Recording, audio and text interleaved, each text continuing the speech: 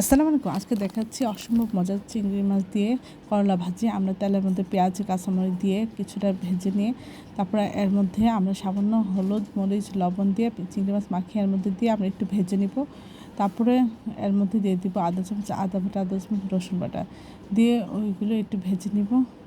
নিয়ে আমরা দিয়ে দেব করলার সাথে যে আলুটা, সেটা সামান্য একটু পানি দিয়ে আমরা এখানে আধা চামচ হলুদ গুঁড়ো, আধা চামচ ধনে গুঁড়ো, আধা চামচ জিরা গুঁড়া, আধা চামচ লবণ দিয়ে এটা আলুটা প্রথমে একটু সিদ্ধ করে নেব। তারপরে আমরা এর মধ্যে করলা দিয়ে দিব।